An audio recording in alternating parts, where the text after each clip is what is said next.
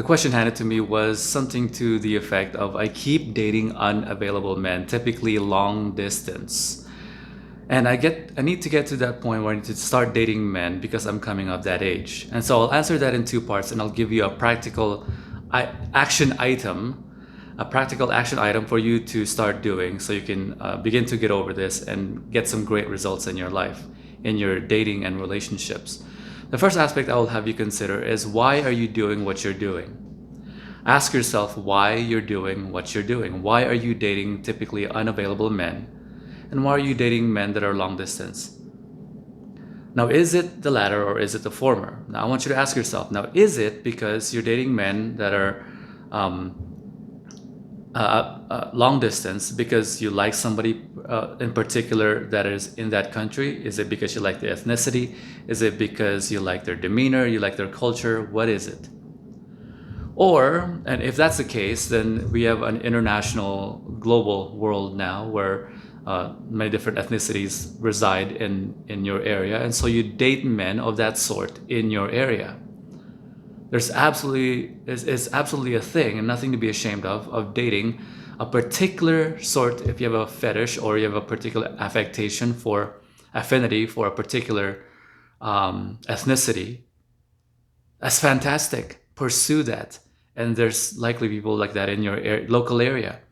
And so you find men and date those sorts of men in your area. Now, if it's something else, if it's not that, if it's because you date men that are unavailable because you have a fear of commitment, now you have to really introspect about yourself. What is it about yourself that you fear? What is it you hold in your mind that you are fearing? What is it you hold in your mind that you're fearing that's making you not want to pursue commitment, not want to date men on a realistic and practical and physical level? So there's two things I want you to consider about yourself in this area. Number one is that ask yourself, I want you to answer in your mind, who do you imagine is the most important person you must love in the world? Who do you imagine is the most important person you must love in the world? The most important person you have to love in the world is you. You must love you the most importantly, most foremostly.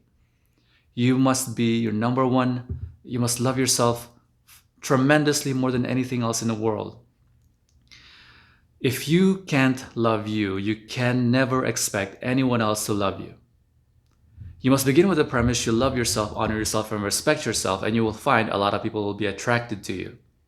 As a consequence, not as a prerequisite. Love yourself, because in order for you to have a loving relationship, you must love yourself. If you receive love that you feel is more than you feel you deserve, you will sabotage that relationship. It is essential. Now, what's the second thing? I don't have much time here. 4 minutes. Now, the second thing I want you to consider is, what is your fear of commitment? If it's the fear of commitment, what is it you fear about the fear of commitment? Remember that what are the thoughts in your mind? Think about yourself. What are the thoughts in your mind that's preventing you to do the things that you like? Remember, the thoughts in your mind, memories, trauma, tragic incidents in your past exist only in one place. They only exist between these two spaces, inside your head.